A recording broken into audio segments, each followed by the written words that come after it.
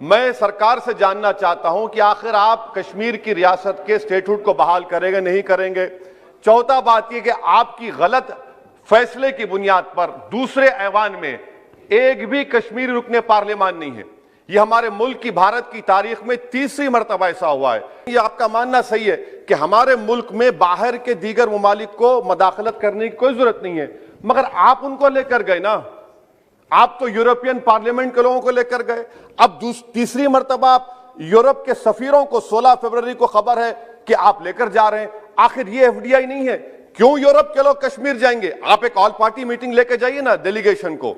आप यूरोप के डेलीगेशन को कश्मीर लेकर जा रहे हैं कि यहां पर जितनी नाम निहाद सेकुलर पार्टियों ने हुकूमत के इस इक़दाम की तायीद की, तैयार हो जाइए। ये हुकूमत जो करती है ना, ये दोबारा दोहराएगी और हम तारीख में देखेंगे कि खुदा ना खास्ता चेन्नई को, अहमदाबाद को, बेंगलुरु को, हैदराबाद को यूनियन टेरिटरी बनाएंगे ये लोग। ये कश्मीर में तो एक एग्जाम्पल बना दिए। यहां तक श्री असाउद्दीन ओवैसी जी।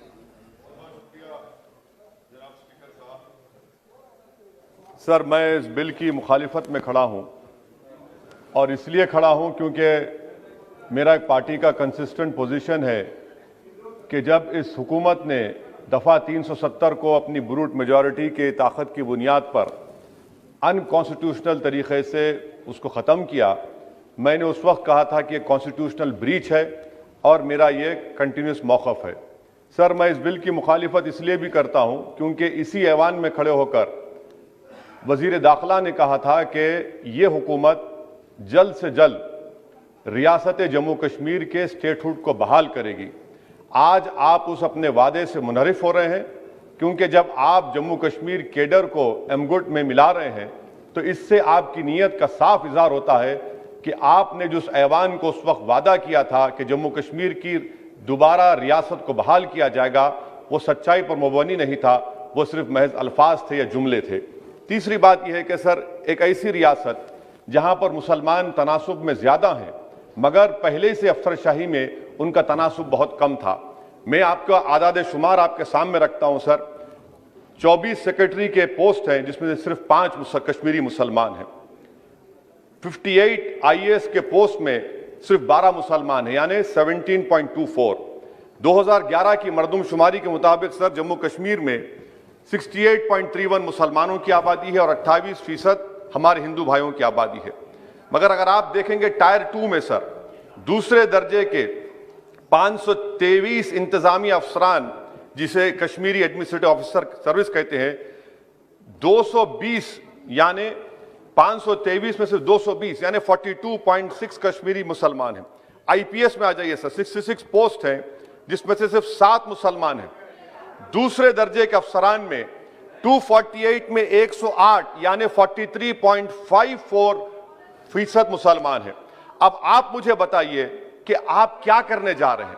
अच्छा सर, यहां पर यह कहा गया कि कश्मीर बड़ा बैकवर्ड है। कश्मीर का खित्ता बैकवर्ड नहीं है, ये आपकी गलतफहमी है और आपके जो दिमाग में जो फीड किया गया है वो नफरत की बुनियाद पर। सच्चाई यह है कि इस खित्ते में गुर्बत की सतह से नीचे का तनासुब 10.31 है और पूरे भारत में 21.92 है। मैं सरकार से जानना चाहता हूं कि आखिर आप कश्मीर की रियासत के स्टेटहुड को बहाल करेंगे नहीं करेंगे। चौथा बात यह कि आपकी गलत फैसले की बुनियाद पर दूसरे ऐवान में एक भी कश्मीरी रुकने पार्लियामान नहीं है। यह हमारे मुल्क की, भारत की तारीख में तीसरी मर्तबा ऐसा हुआ है।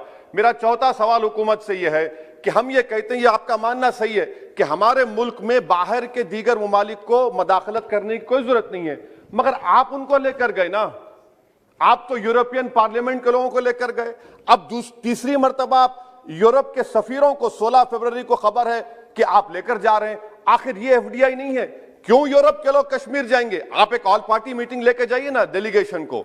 आप यूरोप के डेलीगेशन को कश्मीर लेकर जा रहे हैं। क्या आप चाह रहे हैं मदाखलत करना? इसको इंटरनेशनलाइज आप कर रहे हैं। मैं वजीर दाखिला से पूछना चाहता हूं सर कि आखिर कितने बच्चे कश्मीर के आगरा की जेल में, बरेली की जेल में, अंबेडकर नगर की जेल में हैं? मैं आपको एग्जाम्पल दे रहा हूं, खत्म कर रहा हूं स्पीकर साहब, कि बिलाल अहमद एक कुपवारा का बच्चा है, अमर सिंह कॉलेज श्रीनगर का है, 1600 किलोमीटर दूर श्रीनगर से जेल में है। उसके वालिद ने 25,000 रुपये की अपनी गाय को बेचकर गया, हाईकोर्ट में गया, हाईकोर्ट ने फैसला दिया कि उस बच्चे को श्रीनगर ट्रांसफर करो, एग्जाम लिखाओ, आप उसको नहीं मानते। एक और फैयाज है बरेली के जेल में, इसको आपने बरेली के जेल में डाल दिया। उसके वालिद ने 35,000 रुपया का कर्जा लेकर गया। अब बताइए आप, नवीद है बारामुल्ले का, कहां से ये अपनी जमीन बेचकर उसके वालिद गए। आखिर कितने बच्चे पीएसए के तहत जेल में हैं, आप उनको कब छोड़ेंगे? और मैं ये बड़ी आखिर में आपसे कह रहा हूं स्पीकर साहब कि यहां पर जितनी नाम निहाद सेकुलर पार्टियों ने हुकूमत के इस इक़दाम की तायीद की, तैयार हो जाइए। ये हुकूमत जो करती है ना, ये दोबारा दोहराएगी और हम तारीख में देखेंगे कि खुदा ना खास्ता चेन्नई को, अहमदाबाद को, बेंगलुरु को, हैदराबाद को यूनियन टेरिटरी बनाएंगे ये लोग। ये कश्मीर में तो एक एग्जाम्पल बना दिए, यहां तक तजुर्बा किया गया। आज ये सब बैठकर थाली मार रहे हैं। जब लखनऊ यूटी बनेगा, जब बेंगलुरु यूटी बनेगा, जब मुंबई यूटी बनेगा, उस वक्त हाय हाय करेंगे। ये कंसिस्टेंट पॉलिसी आपकी है। इसीलिए सर, मैं होम मिनिस्टर से जो सवालात किया हूं, मैं आपसे पूछना चाहता हूं, और ये 2G से 4G करके आपने एहसान नहीं किया, अमेरिका के दबाव में आपने किया। ब्रैड शर्मन से भारत के सफीर ने मिला, अमेरिका ने स्टेटमेंट दिया और आपने 2 दिन में 4G को बहाल कर दिया।